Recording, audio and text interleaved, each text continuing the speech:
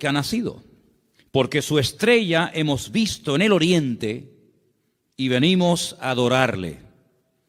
Oyendo esto, el rey Herodes se turbó y toda Jerusalén con él. Y convocados todos los principales sacerdotes y los escribas del pueblo, les preguntó dónde había de nacer el Cristo. Versículo 5. Ellos le dijeron: en Belén de Judea, porque así está escrito por el profeta. Dicho sea de paso, el profeta Miqueas. Y tú, Belén de la tierra de Judá, no eres la más pequeña entre los príncipes de Judá, porque de ti saldrá un guiador que apacentará a mi pueblo Israel. Entonces Herodes, llamando en secreto a los magos, indagó de ellos diligentemente el tiempo de la aparición de la estrella. Y enviándolos a Belén, dijo: id allá y averiguad con diligencia acerca del niño, y cuando lo halléis, hacédmelo saber, para que yo también vaya y le adore. Ellos, habiendo oído al rey, se fueron, y he aquí la estrella que habían visto en el oriente iba delante de ellos, hasta que llegando se detuvo sobre donde estaba el niño. Y al ver la estrella se regocijaron con muy grande gozo. Y al entrar en la casa vieron al niño con su madre María, y postrándose lo adoraron, y abriendo sus tesoros le ofrecieron presentes: oro, incienso y mirra. Pero siendo avisados por revelación en sueños que no volviesen a Herodes, regresaron a su tierra por otro camino. Amén. Todos los años leemos esta porción, más o menos por estas fechas. Creo que es bueno leerla para que estemos informados de todas las cosas previas y posteriores que ocurrieron durante el nacimiento del Mesías, de nuestro Señor Jesucristo. Hoy leía esta misma historia, pero en otra versión.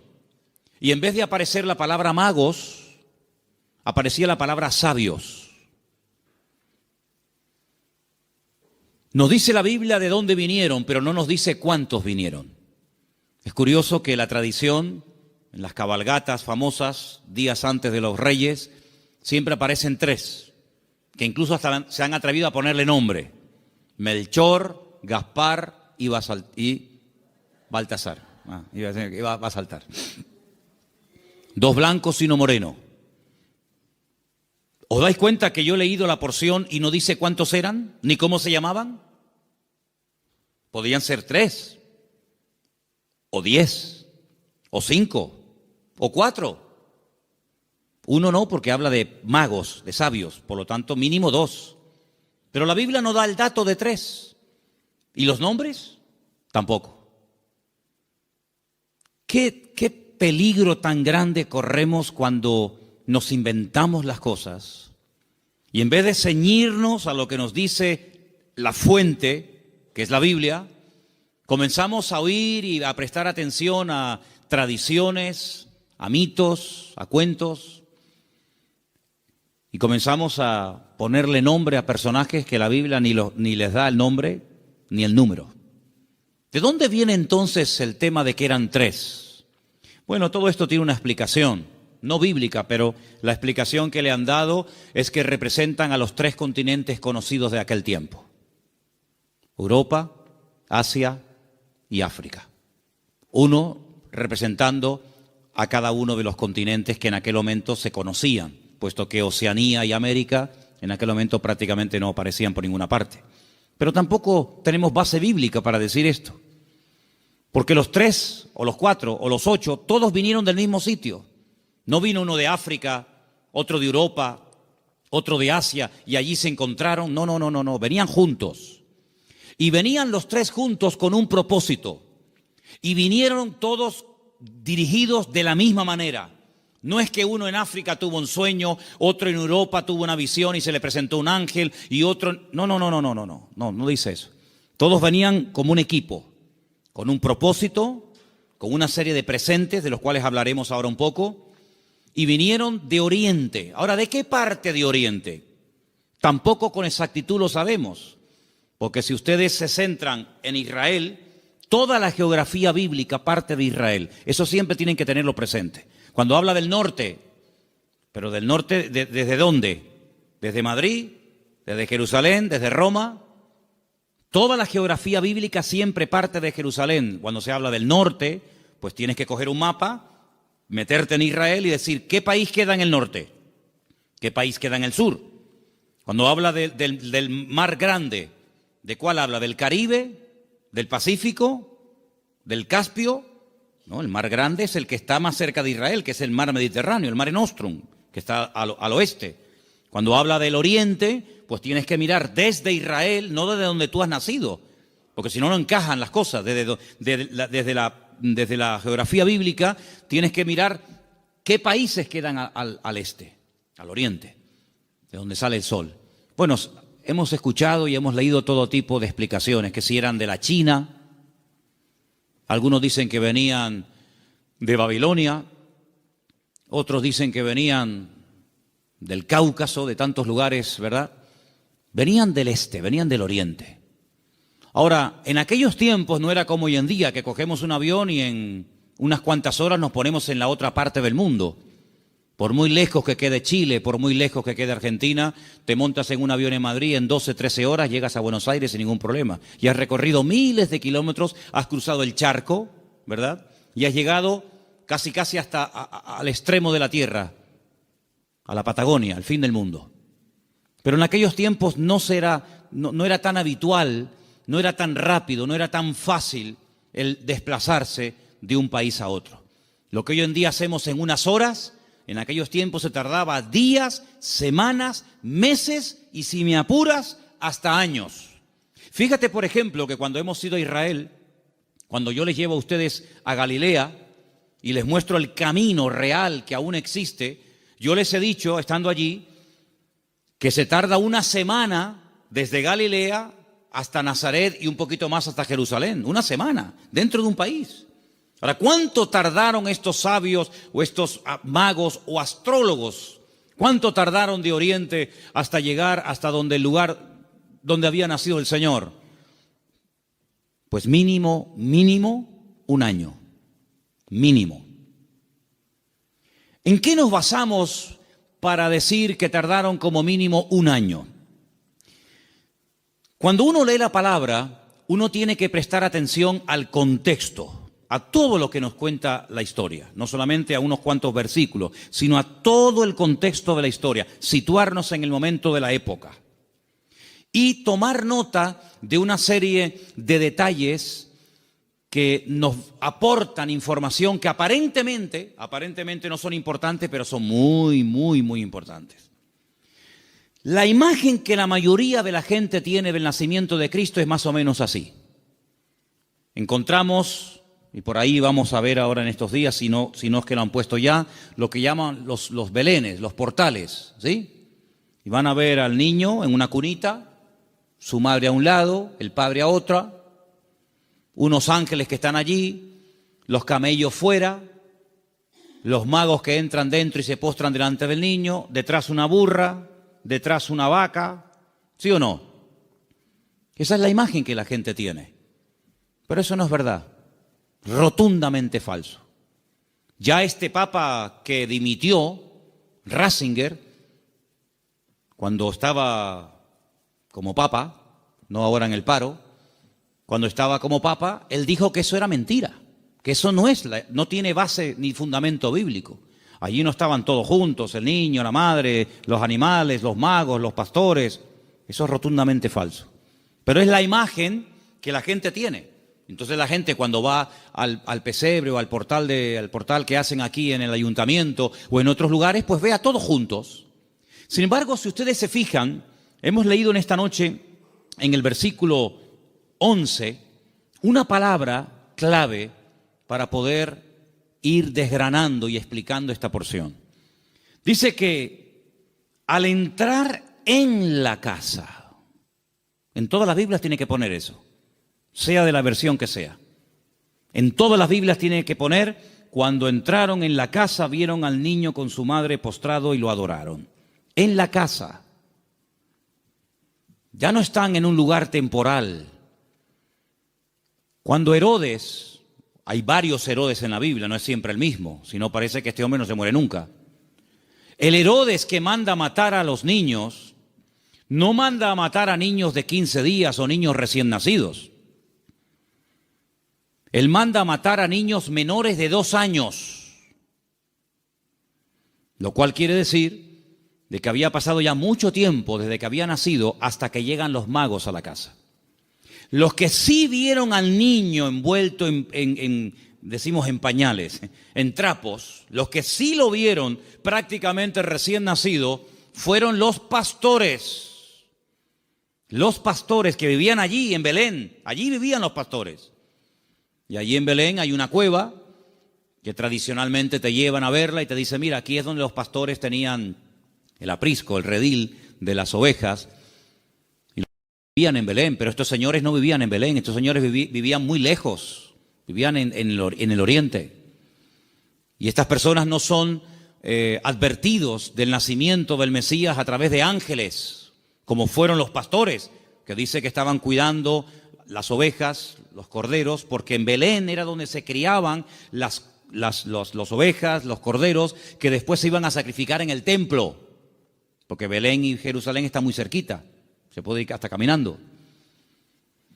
Y ellos son advertidos por ángeles, pero los magos y los sabios no, los magos de Oriente, los sabios de Oriente, vinieron dirigidos por un astro. Nadie les habló. Pero ellos miraron al cielo, durante la noche evidentemente, y vieron que una serie de señales indicaban que había nacido el Mesías. Ahora, ¿esta gente era creyente? ¿Eran paganos? ¿Eran idólatras? ¿Eran judíos? ¿Qué era esta gente?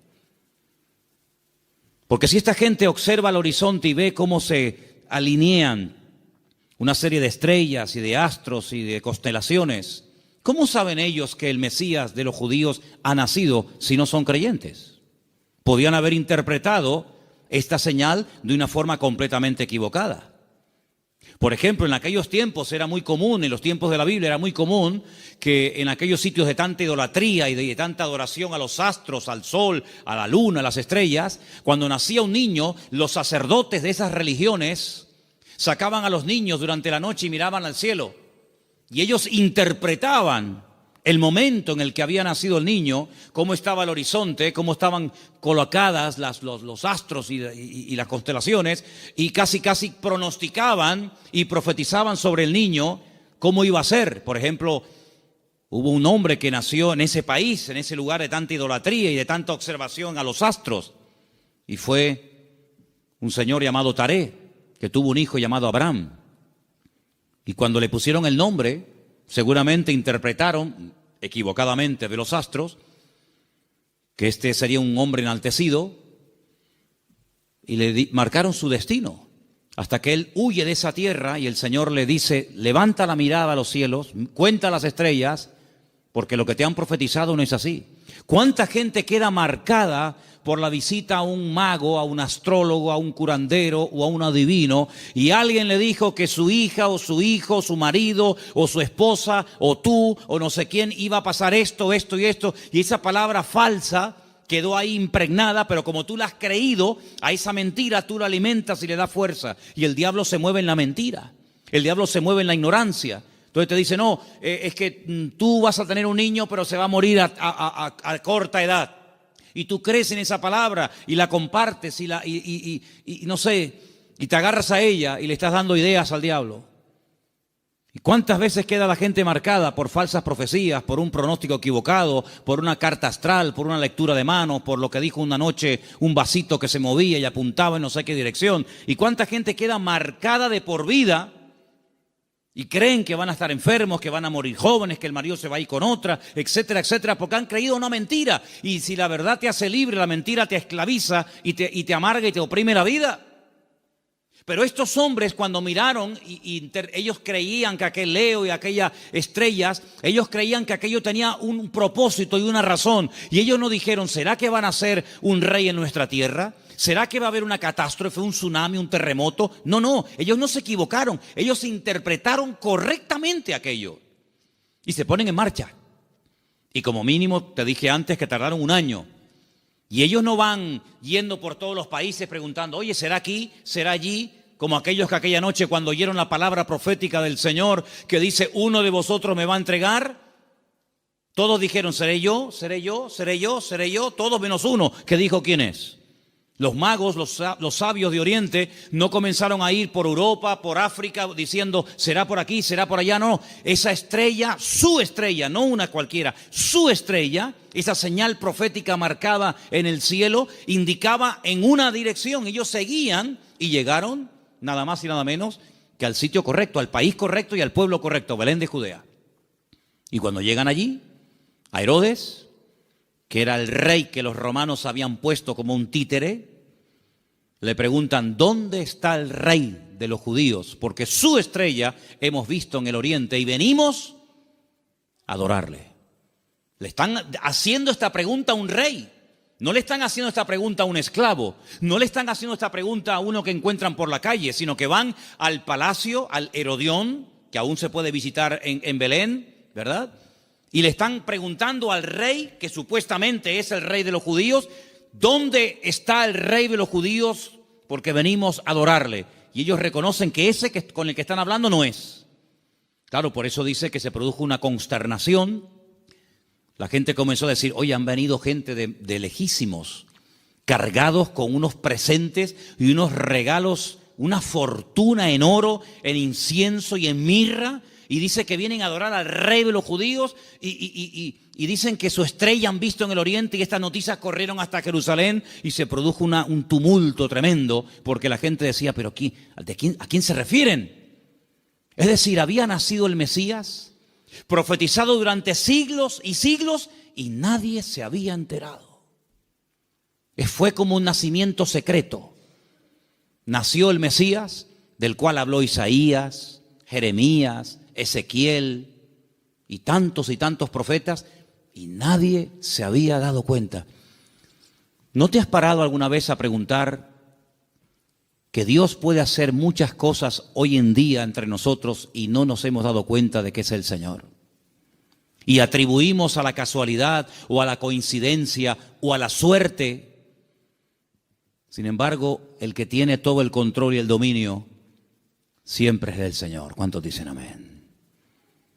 ¿Cómo supieron interpretar estos hombres estas señales correctamente? Bueno, hay varias opiniones.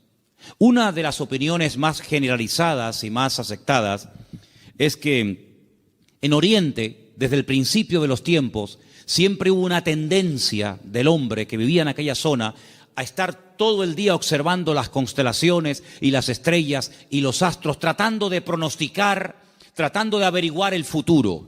Ahí nació toda la astrología, ahí nació toda la brujería, ahí en la cuna de todo eso es Babilonia, Babel. Babel es Babilonia, es el mismo sitio. Babel significa confusión, lo que hoy en día sería Irak. Y fue en aquella zona, en aquella parte del mundo, donde ya en los tiempos del libro del Génesis dice que los hombres quisieron construir una torre. La palabra es sigurat, un observatorio, para que desde lo alto pudieran observar y pudieran decir, va a pasar esto, va a pasar aquello, y los astros dicen esto, y los astros dicen aquello. Es verdad que hay astros, y es verdad que hay constelaciones, y es verdad que hay constelaciones que se llaman Piscis y Capricornio, y Tauro, y Leo. Es verdad, todo eso es verdad. Hay dibujos que se pueden hacer para interpretar todo eso, pero lamentablemente el hombre lo ha tergiversado, y el hombre lo ha utilizado para atar, para engañar, para manipular y para tergiversar las verdades. Pero en aquellos momentos estos hombres, criados en aquel lugar, sabían que algún día nacería un Mesías.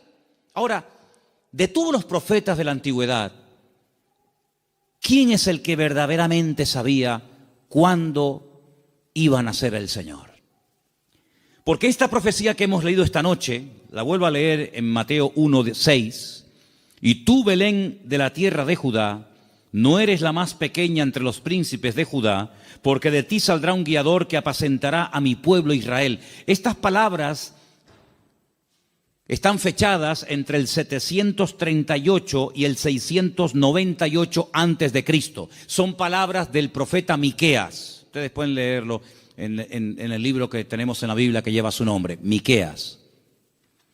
Pero hubo un profeta que sabía el día exacto en el que el Señor Jesucristo vendría en su primera venida a este mundo, y era el profeta Daniel. profeta Daniel tuvo una revelación tremenda, muy amplia, y él sabía perfectamente que si se comenzaba a contar, nosotros contamos hacia adelante, ellos contaban hacia detrás, ¿verdad? Si se comenzaba a contar desde que se les permitiera retornar a Jerusalén, restaurar las murallas, él sabía perfectamente cuándo nacería el Mesías. El Señor le dice, sabe pues y entiende que desde la salida de la orden para restaurar Jerusalén hasta el Mesías príncipe, habrá 70 semanas. Eso lo dice Daniel capítulo 9. Desde hasta. ¿Cuándo empezamos a contar? Desde que salgan y comiencen a restaurar la ciudad y comiencen a levantar el templo. Desde que salgan hasta que venga pasarán 70 semanas. Pero claro, como expliqué en su momento, 70 semanas son 490 días. Y no hay 490 días desde que Nehemías, Esdras y Zorobabel reconstruyen la ciudad de Jerusalén hasta Cristo. No hay 490 días, hay muchísimo más. Entonces, ¿qué es lo que pasa? Pues también expliqué en su momento, y quiero solamente recordarles, que la forma de contabilizar el tiempo en la Biblia y según el pueblo de Israel varía mucho de cómo contamos nosotros el tiempo. Partimos de la base de que nuestro calendario no es el calendario bíblico. Nuestro calendario es un calendario mandado a hacer por un papa llamado Gregorio. Un tiempo que gira, un año que gira en torno al tiempo que tarda el sol en dar todo el círculo, ¿verdad? O la Tierra, perdón, el tiempo que tarda la Tierra en recorrer las 4 estaciones, que es alrededor de 365 días. Mientras que el calendario bíblico es un calendario basado en la luna y tiene 360 días. Silencio, por favor. Quiero que presten atención todos, no me estén hablando nadie. Si el calendario bíblico tiene 360 días y nuestro calendario tiene 365, aquí hay un problema. Nuestro calendario va aumentando más rápido de lo que va aumentando el tiempo bíblico. Tenemos más días para hacer un año que el calendario bíblico. El calendario bíblico es más corto. Primer problema. Segundo problema que tenemos. Nosotros contabilizamos el día a partir de las 12:01 de la noche. En la Biblia no se cuenta, estamos hoy a jueves, ¿verdad? ¿Hasta qué momento será jueves? Hasta las 12:01. Hasta las 12 de la noche es jueves. Y a las 12:01 automáticamente ya es viernes. En la Biblia el día empieza con la caída del sol. Cuando se pone el sol y una mujer no tiene luz para enhebrar una aguja y ya se pueden ver tres estrellas en el horizonte y ya no hay luz suficiente para enhebrar una aguja, ahí empieza.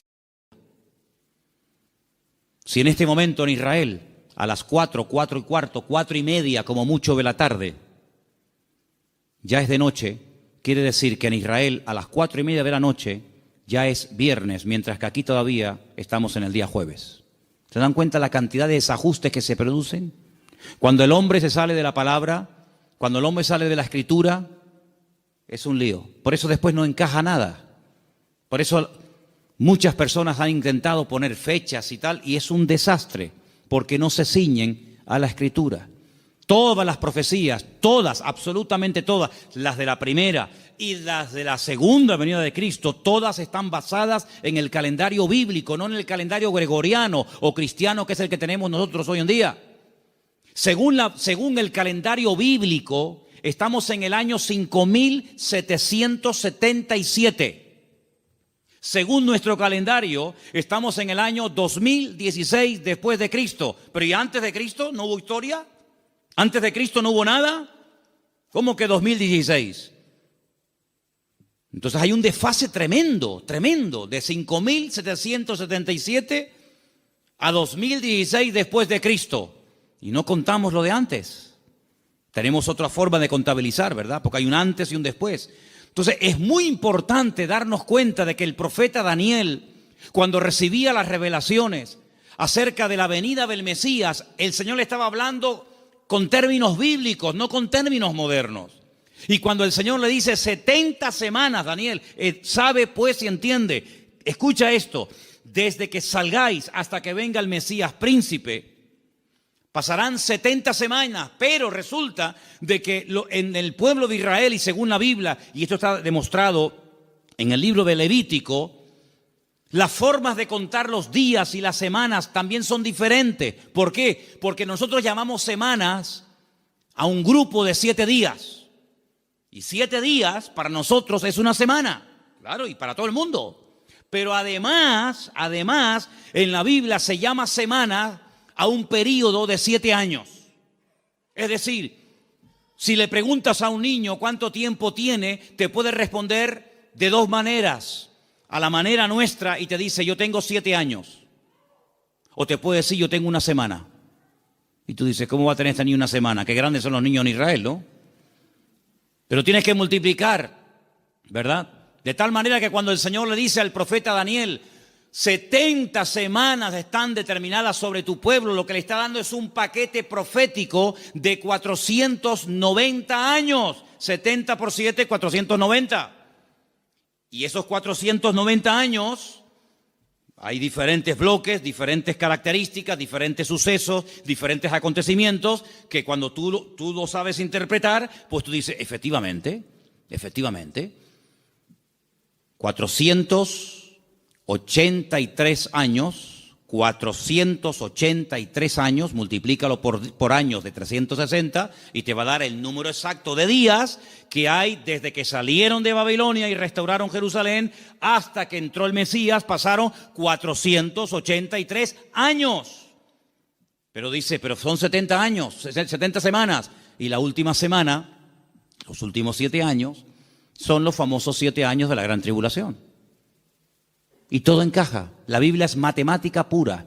Es la única ciencia exacta, las matemáticas. En todas partes del mundo, 2 y 2 son 4. En todas partes del mundo. Por encima del Ecuador y por debajo del Ecuador, 2 y 2 son 4. En todas partes del mundo. Es una ciencia exacta, ¿verdad? No se puede cuestionar. No es que aquí 2 y 2 son 4, allí son 3 y medio, allí son 8. No, en todas partes es igual. Y el Señor usa la matemática de Él, el tiempo de Él, el calendario de Él, para preparar a los pueblos, para preparar a las naciones, para preparar a su pueblo, para que aquel día no nos sorprendan las cosas como ladrón en la noche. Entonces estos hombres seguramente tenían la información que tenía el profeta Daniel. Y junto con la información del profeta Daniel y la observación meticulosa de los astros y de las estrellas, automáticamente dijeron, el tiempo se ha cumplido. El tiempo se ha cumplido del nacimiento del Mesías. Y ellos se ponen en marcha. Y cuando llegan, pues ya el niño no es un niño recién nacido. Ya el niño no está en un pesebre. El niño está en una casa. El niño está en una casa. Es interesante notar que en el pesebre estaba José y María, pero en la casa está solamente María, ya no está José. Y estos detalles es importante darse cuenta, porque son los detalles que nos van a ayudar a tener toda la información, todas las piezas del puzzle, y vamos a poder decir, amigo, los que vieron al niño recién nacido fueron los pastores. Y los magos o los sabios de Oriente, cuando vinieron, no vieron a un niño recién nacido. Vieron a un niño de 1 año, año y medio, máximo 2 años. Y es muy diferente. Ahora, es interesante que Herodes, es decir, no se toman decisiones políticas, no se hacen edictos reales hasta que le llega la información de los sabios o de los magos a Herodes. Mientras tanto, Herodes estaba tranquilo, pero en el momento en el que estos hombres le dicen, es que el motivo de nuestra visita a Belén, ellos no son de aquí, el motivo de que estemos aquí tan lejos de nuestra tierra es que venimos a adorar a un rey que nos ha dicho, nos ha guiado el Señor y sabemos que tenemos que venir a adorarle. Jamás un rey, jamás una persona se le ocurriría visitar a un rey con las manos vacías, porque era un insulto. Era una provocación, era el no reconocerme. ¿Cómo te atreves a venir a visitarme a mí con las manos vacías? No me estás reconociendo como rey. Si tú me reconoces y te sometes y me respetas, tienes que traerme siempre un presente. Y por eso ellos vienen cargados con muchos kilos, hermano, ¿no? A veces vemos en las obras de teatro, en las películas, vemos una cajita ahí, ridícula. Date cuenta, hermanos, que José era un hombre que tuvo que cerrar su negocio y se tuvo que ir al extranjero a vivir durante un tiempo. Y este hombre, cuando llega a Egipto, con un niño pequeño, con su mujer, él no tiene trabajo. Él es un extranjero. Los judíos no eran muy bien vistos en Egipto, porque siglos atrás los judíos, a través de otro judío llamado Moisés, habían destrozado el país de Egipto. Por lo tanto, no iba a ser nada fácil para un extranjero abrirse camino en Egipto. Pero tú no te preocupes, el Señor siempre va adelante. Cuando tú haces tu parte, no te quepa la menor duda de que el Señor siempre va a hacer la suya. Eso lo he enseñado yo hasta la saciedad. Algunos hacen caso y otros no hacen caso. Pero los que hacen caso y hacen su parte y se mueven en fe, el Señor siempre les sorprende. Ahora, los que están esperando que se llene la piscina para tirarse, ni con la piscina llena se tiran, porque no se van a tirar. El creyente tiene que andar por fe y no por vista. Ellos se dirigen hacia Belén, el lugar donde estaba escrito que tenía que nacer el Mesías, porque, hermanos, había tantos datos, tanta información, tantas profecías sobre el nacimiento y sobre la vida del Mesías, que era imposible cumplirla todas. No las voy a mencionar todas, evidentemente, pero se tenían que dar más de 150 profecías en aquel que decía que era el Mesías para poder reconocerlos, valga la redundancia, como el Mesías. Si una persona decía, yo soy el Mesías, y se le preguntaba, ¿de dónde tú eres? ¿Dónde has nacido? Y te decía, yo nací en Capernaum, tú no puedes ser el Mesías. Aunque hagas milagros, aunque prediques muy bonito, tú no puedes ser el Mesías. ¿Por qué? Porque tú no has nacido en Belén de Judea. Por lo tanto, si alguien se levantaba y decía, yo soy el Mesías, y predicaba y hacía milagros, qué bien, ¿será este el Mesías? ¿Cómo te llamas? Yo, Santiago, Jacobo. Tú no puedes ser el Mesías. ¿Por qué? Porque el Señor dice cómo se iba a llamar el Mesías. Si alguien se levantaba y decía, yo soy el Mesías, he sanado enfermos, mudos, ciegos, paralíticos, he resucitado muertos, he limpiado leprosos, y la gente se quedaba con la boca abierta. Si a alguien se le ocurría preguntarle, ¿de qué tribu eres? ¿Cuál es el origen de tu familia? Y te decía, yo soy de la tribu de Neftalí. Le podía decir, tú eres un falso Mesías. ¿Por qué? Porque la Biblia profetizaba que tenía que ser de la tribu de Judá. No de otra tribu, sino de la tribu de Judá. Por lo tanto, hermanos, era prácticamente imposible que en una persona coincidieran todos los detalles de Belén de Judea, de una joven que nació como nació, de la tribu de Judá, etcétera, etcétera, etcétera. Más aparte, todas las profecías que tenían que llevarse a cabo durante su ministerio público, aparte cómo lo iban a crucificar, porque el Mesías tenía que morir crucificado, no podía morir de viejo, no podía morir de un tiro, de una flecha, de un arco, de una jabalina, no podía morir de un infarto, tenía que morir crucificado entre dos malhechores, no entre 10, no entre 2. Y no le podían partir ni un solo hueso. Eso es imposible, a un crucificado que no le partan ni un hueso. Se los partieron al de la izquierda, se los partieron al de la derecha, pero a Jesús no. A Jesús no. No le podían partir ningún hueso. Y iba a morir como un inicuo, como un pecador, como un vil pecador, pero iba a ser enterrado como un rico. Tantos y tantos detalles que era prácticamente imposible. Pero suponte, imagínate que de los 150 detalles proféticos que tenían que cumplirse en él, una persona cumpliera 149. Pero queda el examen final, el más difícil de todos, la resurrección. Te han horadado las manos y los pies, te han crucificado entre ladrones, te han enterrado en un buen sepulcro, han sorteado tus vestiduras, te ha negado uno de tus discípulos, etcétera, etcétera, etcétera, pero al tercer día no has resucitado. Por lo tanto, aunque cumpliera con 149 profecías, si no cumplía con el examen final, con la PAU, no apruebas el examen, amigo. Por lo tanto, hermanos, cuando estos hombres se ponen en marcha, no es por emociones, no es por un sentimiento pasajero, sino es porque están coincidiendo tantas cosas que ellos van en fe y en obediencia, guiados milagrosamente a través del desierto, probablemente un viaje de más de un año hasta llegar a Belén de Judea. Cuando ellos llegan y le dicen a Herodes que vienen a adorar al Señor, resulta de que le presentan 3 tipos de regalos. Vamos a leerlos nuevamente, por favor. Estamos en Mateo capítulo 2, versículo 11. ¿Lo ponemos?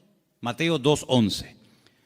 Al entrar en la casa vieron al niño con su madre María y postrándose lo adoraron. Y abriendo sus tesoros le ofrecieron presentes, oro, incienso y mirra. Algunos comentarios dicen que Daniel, cuando recibió la revelación, que la tenemos en la Biblia, por si te interesa conocerla, del nacimiento del Mesías, y también de su reinado, pero estamos hablando de su primera venida, Daniel vivía en el palacio con el rey Nabucodonosor, ¿os acordáis, verdad? Después con Belsasar y después con otros también. Dicen los comentarios que Daniel no tuvo descendencia, seguramente lo hicieron eunuco, que era lo más probable, y no tuvo descendencia, pero dice que era uno de los hombres más ricos de todo el país. Después del rey, el que más autoridad, el que más prestigio y reconocimiento tenía, era Daniel. Así de claro, igual que José en Egipto, que después de Faraón el que mandaba era José. Casi podríamos decir que mandaba más José que Faraón. Toda esa fortuna, toda esa riqueza no se la quedaron sus hijos porque, repito, no tuvo.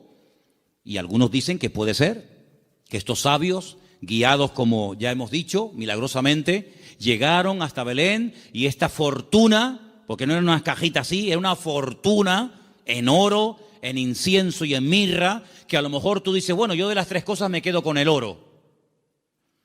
Y el incienso y la mirra, bueno, vamos a ver, todo lo que la Biblia relata, todo lo que ocurre en la palabra de Dios, todo tiene una razón de ser, ¿sí o no? No hay nada casual. ¿Por qué la Biblia dice que eran 153 peces los que pescaron? ¿Ah? ¿Por qué dice la Biblia que comieron 5,000 hombres? ¿Por qué dice la Biblia que le regalaron oro, incienso y mirra? ¿Qué más da? Le hicieron presente, le hicieron regalos. ¿Y qué más da? No. Lo dice. ¿Te le trajeron? ¿Qué le trajeron? ¿Ropas? No. ¿Joyas? No. ¿Comida? Tampoco. Oro, incienso y mirra. Tal vez para nosotros esos regalos no sean tan significativos, pero vamos a explicarlos. En estos 3 regalos, nosotros podemos ver, en cierto sentido, el reconocimiento de ese triple ministerio que el Señor Jesucristo llevaría a cabo durante su vida. Ustedes saben que en el Antiguo Testamento o eras profeta o eras rey. Las 2 cosas al mismo tiempo no se podía hacer. Muy rara vez, por ejemplo, David, a veces profetizaba, pero David no pasó a la historia por ser un profeta, aunque a veces profetizaba. Pero uno conoce a David como el rey de Israel, no como un profeta. Sin embargo, a Isaías lo conocemos como un profeta. Sin embargo, en la figura de Cristo, en la figura del Mesías, se iban a dar 3 características únicas de él: rey, profeta y sacerdote. Rey, profeta y sacerdote. El oro representa en cierto sentido la realeza del Señor Jesucristo, porque Él es el Rey de reyes y Señor de señores. Nadie dijo amén, pero lo es. Él es el Rey de reyes y el Señor de los señores. Nació como rey, lo crucificaron diciendo que era un rey y volverá a este mundo como un rey. Cuando nació dijeron, hemos venido a adorar al rey de los judíos. Era un niño, 1 año y medio, 2 años, pero era un rey. Todavía no se manifestaban sus poderes, sus milagros, pero era un rey. Cuando murió en una cruz, él no lo dijo, pero Pilato dijo, quiero que le pongan encima de la cruz un título, una placa donde ponga en 3 idiomas para que todo el mundo lo entienda, en latín, en hebreo y en griego, quiero que pongan, este es el rey de los judíos. Es increíble.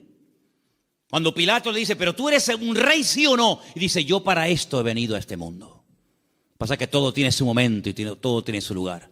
Cuando oramos en el Padre Nuestro, lo leemos o lo mencionamos, hay una parte que recordamos que Él es rey. Cuando decimos, venga tu reino, y no hay reino sin rey, y no hay rey sin reino. Por lo tanto, Él es un rey. Y en ese presente del oro, moneda internacional, dicho sea de paso, porque con oro puedes ir a cualquier parte del mundo, se reconoce que Él era un rey. De hecho, ellos dicen, venimos a adorar a un rey, pequeño, pero al fin y al cabo rey. Luego resulta de que el Señor Jesucristo era profeta, era la voz del Padre, era el que anunciaba las buenas nuevas de salvación a los quebrantados de corazón, a los ciegos, a los prisioneros, a los pobres. Él proclamaba el mensaje, era un profeta. Y ahí lo vemos, hermanos, como la mirra. La mirra era lo que se utilizaba, ¿verdad?, en los ungüentos para ungir a las personas. Y con ese elemento de la mirra vemos que se le reconoce su ministerio profético. ¿Cuántas veces profetizó el Señor? ¿Recuerdan alguna profecía que dijo el Señor? Yo recuerdo muchas. Por ejemplo, una muy sencilla, pero que se cumplió literalmente. En una mesa se queda mirando a todos y les dice, ¿sabéis una cosa? Esta noche uno de ustedes me va a traicionar. ¿Cómo? ¿Nosotros? Eso no puede ser. Nosotros somos tus discípulos. Lo hemos dejado todo para estar contigo. Pero Él profetizó. Eso es una palabra profética. No se había cumplido. Uno de vosotros me va a traicionar. Uno de vosotros me va a negar. Y se cumplió literalmente. Aunque el que lo iba a hacer dijo, no. Aunque todos te abandonen, yo nunca te abandonaré. Y resulta que el que más habla es el que es. Ay, amigo. Yo recuerdo una profecía que dijo el Señor.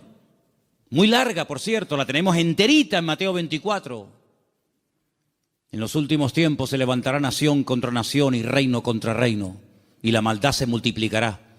Pero el que persevere hasta el fin será salvo. Estamos viendo cómo la maldad se ha disparado de una forma increíble, hermanos, increíble. Raro es el día que usted no ponga la televisión a la hora de las noticias y no oiga tragedias y tragedias y tragedias y más tragedias. Si no es en Alemania, es en Francia. Si no, en Siria. Si no, en Jordania. Si no, en Grecia. Siempre por todos los lados. Hablábamos de Sodoma y Gomorra, pero ¿cuántas ciudades hoy en día han ganado en maldad a Sodoma y Gomorra? Antes había una Sodoma, antes había una Gomorra, ahora hay miles de Sodomas y de Gomorras, miles. La maldad se va a multiplicar. Falsas doctrinas, falsas enseñanzas, terremotos, pestes. Hermano, ¿cuántas palabras dio el Señor? Una palabra profética que dijo, vete, tu criado ha sido sanado en esta misma hora. Eso es una palabra profética. Estaba allí, pero cuando llega, estaba sanado. Dice, ¿a qué hora fue sanado? Dice, a tal hora. Dice, a esa hora fue cuando Él me dijo que iba a ser sanado. Profeta fidedigno, siempre anunciando la verdad, la palabra de Dios claramente. Y como sacerdote, ahí tenemos representado el incienso que subía continuamente a la presencia de Dios, recuerda el ministerio sacerdotal. Pero algunos de ustedes dirán, pero Cristo no podía ser sacerdote, porque los sacerdotes eran de la tribu de Judá, de la tribu de Leví. Y Jesús, como tú acabas de decir, no era de la tribu de Leví. Era de la tribu de Judá. Los de Judá no podían ser sacerdotes. Es verdad, tienes razón. Pero Jesús no es sacerdote según la tribu de Leví, sino Jesús es sacerdote según Melquisedec, rey de Salem. Porque los levitas desaparecieron, pero el sacerdocio de Cristo es constante, permanente y eterno por los siglos de los siglos. Amén. ¿Te das cuenta? Por lo tanto, todo encaja de una forma perfecta. Oro, incienso y mirra. Ahora puedes salir corriendo a Egipto como extranjero, no tienes trabajo, nadie te va a abrir las puertas, pero tú no te preocupes. El hombre te cerrará las puertas, pero Dios que va delante de ti te abrirá todas. ¿Cuántos dicen amén? Esa es la confianza. Y José no cuestionó, José no dijo, bueno, pero esto es una locura, esto es un disparate, y yo cómo voy a cerrar mi negocio y mis herramientas, y yo me dedico a esto y ahora voy a Egipto, y qué hago yo allí, no hablo el idioma, no me conoce nadie, no tengo clientes, no importa. Cuando el Señor te dirija a hacer algo, no tengas miedo.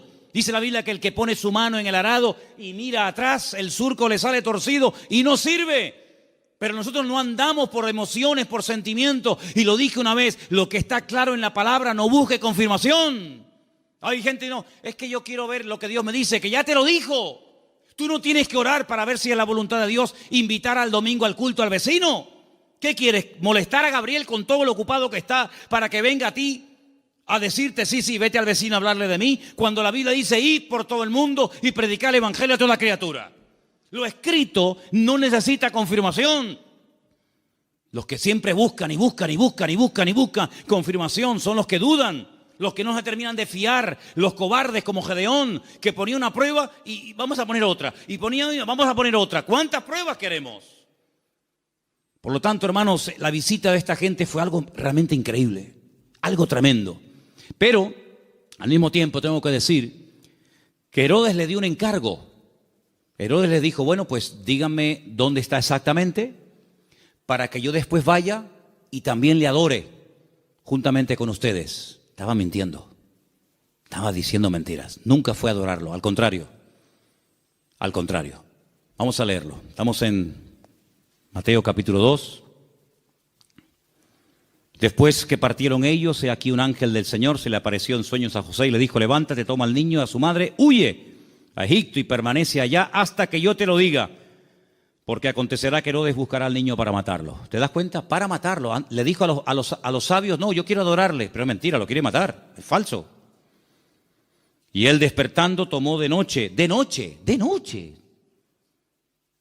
Pero si el Señor me ha hablado, cuanto antes ponga la palabra en práctica, mejor. ¿Para qué esperar a mañana? De noche, me levanté. Se levantó de noche y dice, tomó al niño y a su madre y se fue a Egipto. Y estuvo allá hasta la muerte de Herodes para que se cumpliese lo dicho por el Señor por medio del profeta cuando dijo, de Egipto llamé a mi hijo. Entonces Herodes cuando se vio burlado por los magos, se enojó mucho y mandó matar a todos los niños menores de 2 años. Si el niño estaba recién nacido, no tiene ningún sentido promulgar un edicto real para matar a un niño de 1 año, año y medio, 2 años, no tiene sentido. Pero es que ya te vuelvo a repetir, el niño ya hacía mucho tiempo que había nacido. Pasa que los magos habían tardado mucho tiempo en llegar. Entonces dice que mandó a matar a los niños menores de 2 años que había en Belén y en todos los alrededores conforme al tiempo que había inquirido de los magos. Es curioso que cuando le interesaba tener una información se movía, pero cuando no quería cumplirla se hacía el loco, ¿no? Entonces se cumplió lo que fue dicho por el profeta Jeremías, otra palabra más cumplida. ¿Qué decía la palabra? Voz fue oída en Ramá, grande lamentación, lloro y gemido. Raquel, que llora a sus hijos y no quiso ser consolada porque perecieron. Pero después de la muerte de Herodes, aquí un ángel del Señor le apareció en sueños a José en Egipto y le dijo, levántate, toma al niño y a su madre y vete a la tierra de Israel, porque han muerto los que procuran la muerte del niño. ¿Cómo iba a saber José en Egipto sin WhatsApp, sin Facebook, sin ordenador, sin nada, que ya puedo volver a casa? ¿Cómo lo puedo saber? Toda la información que necesitamos saber la sabe el Señor. Y cuando el Señor te diga, vuelve otra vez, fíate, porque el Señor sabe perfectamente que el tiempo de la muerte de Herodes ha llegado. Era un hombre que se dejaba, se habla mucho de María, pero la verdad que este hombre era un hombre increíble, un hombre extraordinario, un hombre obediente, un hombre sumiso, un hombre que no cuestiona, no es un hombre lleno de dudas, sino es un hombre que se deja guiar de una forma tremenda. Ellos, habiendo oído que el rey, estamos en el versículo 21, ¿verdad? Entonces él se levantó, tomó al niño, a su madre y vino a la tierra de Israel. Pero oyendo que Arquelao reinaba en Judea en lugar de Herodes, su padre, tuvo temor de ir allá. Pero avisado por revelación en sueños, se fue a la región de Galilea, bien arriba al norte. Y vino y habitó en la ciudad que se llama Nazaret, para que se cumpliese lo que fue dicho por los profetas, que había de ser llamado Nazareno. Es que todo se cumple, es que no hay ni un detalle que tú digas, oye, es que todo, absolutamente todo, el que se vaya a Egipto, el que vuelva, el que justamente se vaya a vivir a Nazaret, Es que todo, absolutamente todo. Por eso Mateo es tan detallista con estos datos, porque él está intentando convencer a los judíos que van a ser los que van a leer su evangelio.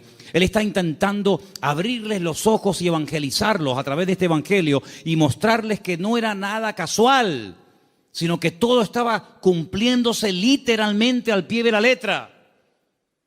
Y todo era para que se cumpliera lo dicho por el profeta, para que se cumpliera lo que profetizó el Señor, para que se cumpliera. Esa es la base del Evangelio de Mateo, el cumplimiento de las palabras proféticas dichas siglos antes de que naciera el Mesías.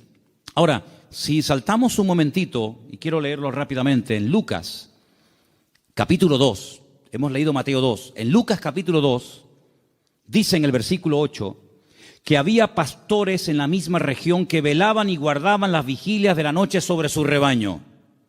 Y aquí se les presentó un ángel del Señor y la gloria del Señor los rodeó de resplandor. Tuvieron gran temor, pero el ángel les dijo: no temáis, porque aquí os doy nuevas de gran gozo, que será para todo el pueblo, que os ha nacido hoy, no ayer, no hace una semana. Hoy os ha nacido en la ciudad de David. ¿Cuál es la ciudad de David? Belén. Si David también era de Belén, era de allí. Un Salvador que es Cristo.